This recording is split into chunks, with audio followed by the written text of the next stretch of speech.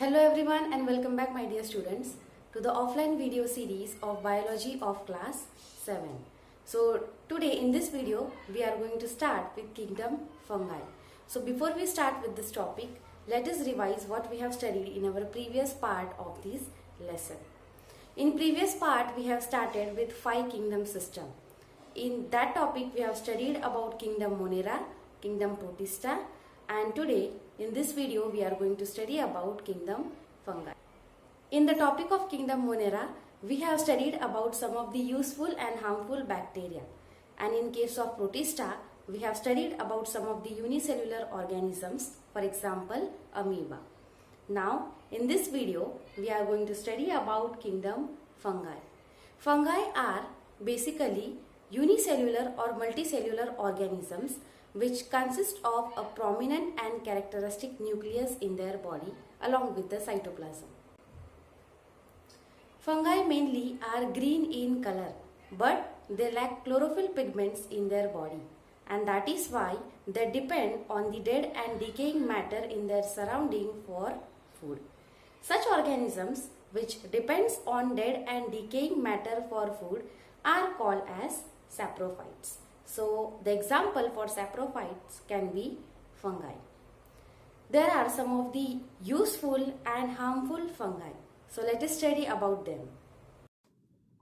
Here are some of the useful fungi which can be used in our day-to-day life. Fungus are important source of food. Some mushrooms such as Morchilla and Agaricus are edible.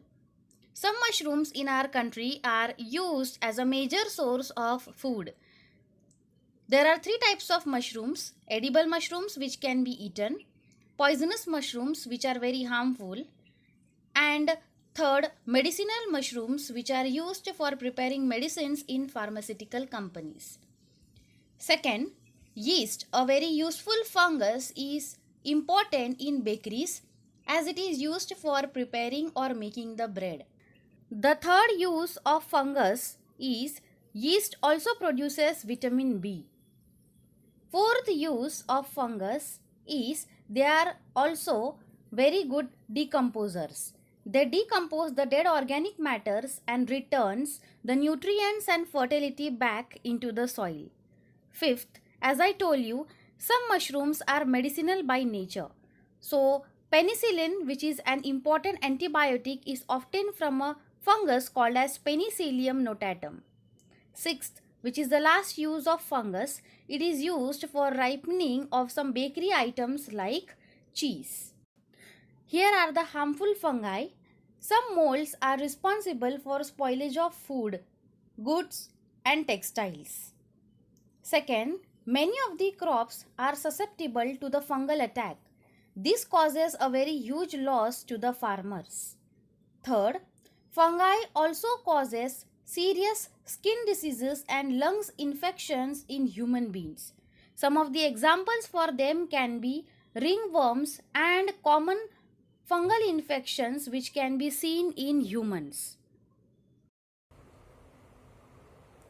Some of the examples for fungi can be mushrooms, yeasts, bread molds, etc.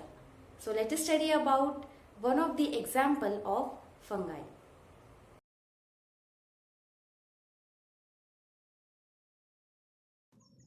The bread mold is a type of fungi which is commonly seen growing on a bread which is kept open for 3 to 5 days at normal room temperature. This fungus is made up of thread-like structures which is called as hyphae. A network of hyphae is called as mycelium. A mature, erect, bearing rounded bodies at the top starts developing from the hyphae, and this erect hyphae is called as sporangiophores as shown on the screen. Sporangiophores consist of rounded bodies called as sporangium. These are the spores which contains bodies inside them. When the sporangium bursts and opens, the spores are dispersed or spread into the air. When they land on the suitable substratum, they grow and form a very new mycelium which further gives rise to a new body of fungus. Respiration in bread mold is mainly aerobic. That means it requires oxygen for respiration. They respire in presence of oxygen, and that is why they mainly grow on the top layer of the food. Saprophytic mode of nutrition is seen in bread mold. Mainly their nourishment depends on the dead and decaying organic matter. The next topic of five kingdom system is kingdom Plantae. Kingdom Plantae is the second largest kingdom after kingdom Animalia in five kingdom system. Kingdom Plantae mainly consists of green color multicellular organisms and they are eukaryotes.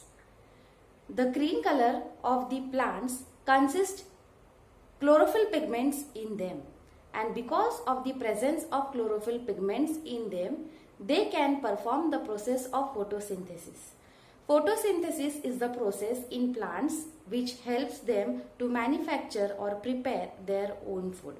With the help of this process of photosynthesis, they provide food for themselves and as well as they provide the food to all the living organisms in their surrounding. That is why it is told that save trees and save environment. As I told you, plants prepare their own food. So, the organisms which prepare their own food through the process of photosynthesis are called as phototrophs. And the organisms which prepare their own food are also known as autotrophs. And the mode of nutrition which they follow is known as autotrophic nutrition.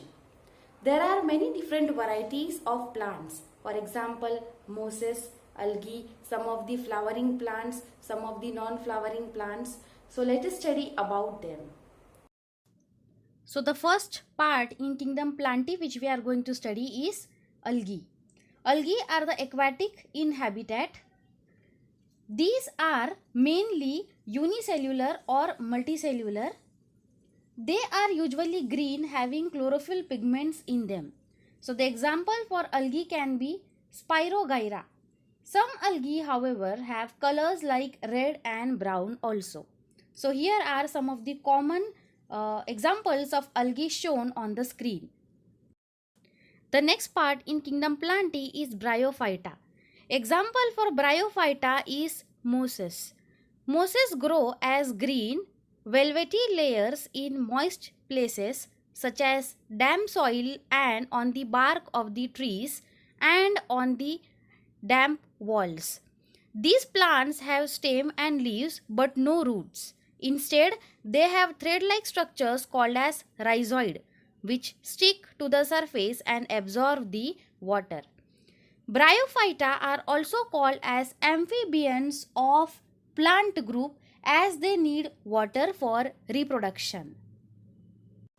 Next part of kingdom Plantae is Pteridophyta. Example for pteridophytes is fern.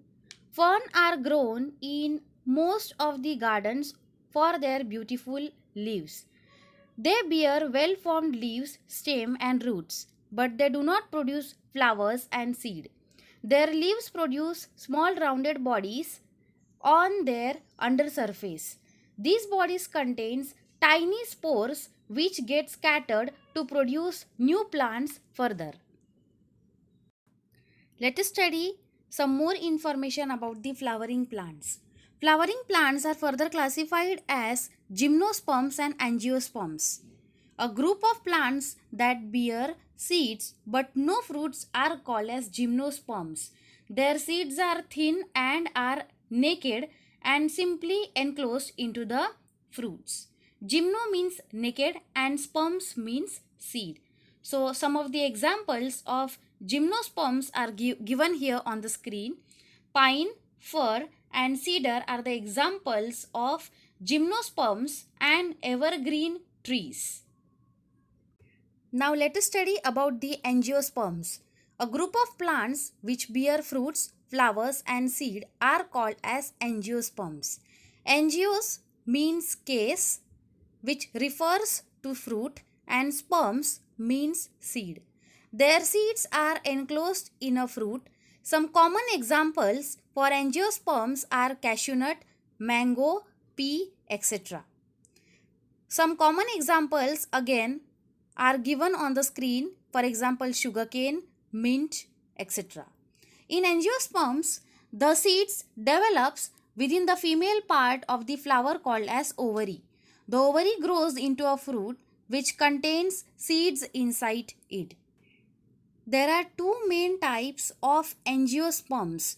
First one is monocotyledonous and second is dicotyledonous. Plants which contain only one cotyledon or one seed leaf in their seed is called as monocot plants. Example can be rice, grass, maize, etc. And the plants which contains two cotyledons or two seed leaves in their seed is called as dicot plants. Example for dicot plants can be rose, balsam, mango, sunflower, etc.